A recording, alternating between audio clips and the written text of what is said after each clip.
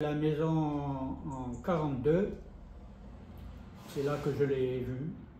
Il était dans un taxi. Et donc on l'a monté dans la chambre. Mon oncle Yves Collin, il l'a mis sur son dos parce qu'il n'a pas de force.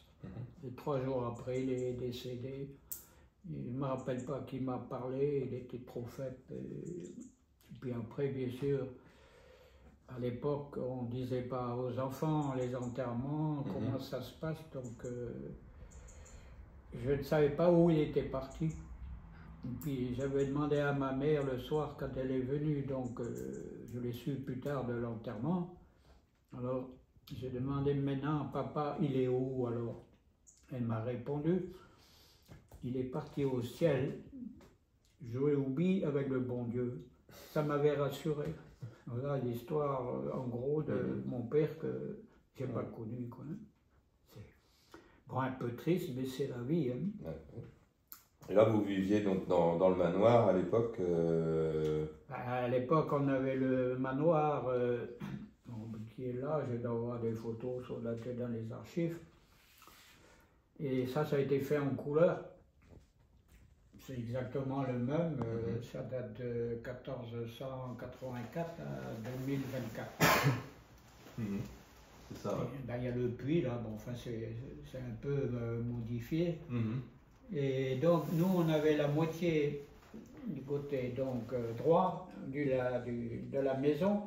Quand mon grand-père a vendu la ferme qui faisait 17 hectares, donc la famille Collin, des cousins, ils avaient déjà 8 enfants à l'époque, donc il a eu la maison séparée en deux où il y avait plus de logements pour les loger. Et nous, on a eu le reste.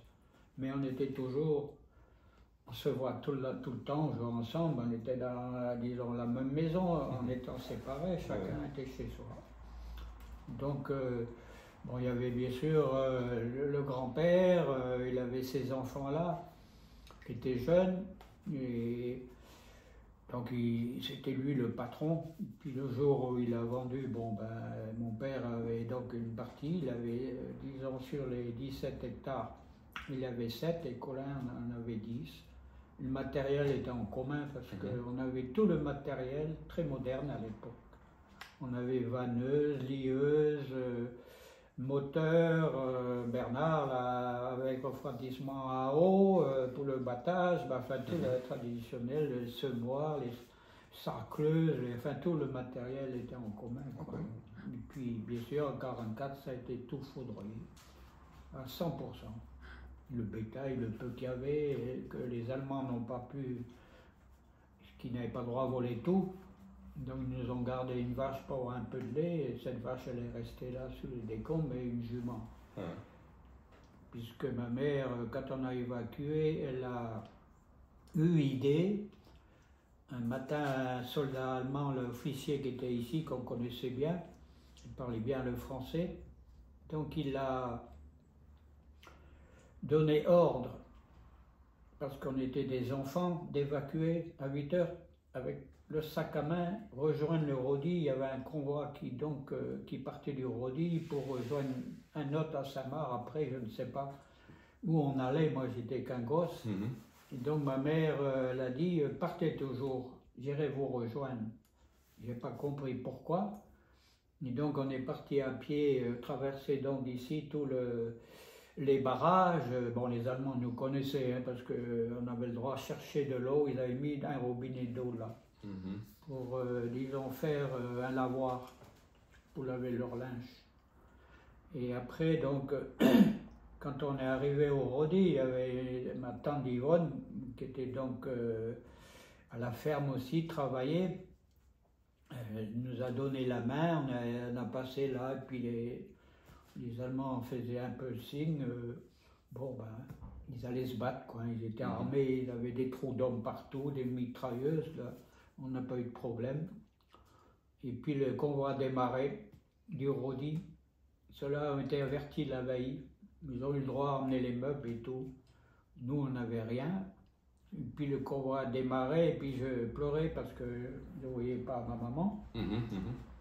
Et donc, comment on démarre, je Je hurlais, j'ai dit non, je ne veux pas partir. Et puis juste dans le virage du Rodi, avant le café, là, il y avait un café de la gare, dont les Allemands allaient de temps en temps aussi pour un impôt, quoi, hein, c'était plutôt familial, ils ne nous disaient rien.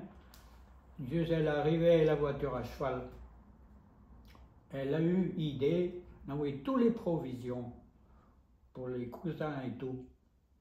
On était quand même 16 personnes. Des pommes de terre, des légumes, tout vite fait. En plus, elle avait couvert avec des couvertures anglaises récupérées quand les Anglais étaient ici. Mais les Allemands n'étaient pas occupés de ces couvertures. Donc, on a évacué et on est arrivé après à Saint-Renan. On a été accueillis à la Croix-Rouge avec un chocolat chaud et une brioche. Et on est parti après encore à pied à la Rivoire et dans une ferme. On était 16 dans une grange, une petite grange. Et à côté, il y a eu encore une autre qu'on a été voir là il y a que quelques années, histoire de voir où on était. Donc, et puis après, plus rien. On n'a pas, ni mes cousines, ni mes sœurs, qui étaient donc plus âgées de 2 ans et 2 ans plus jeunes que moi, je ne me rappelle pas d'avoir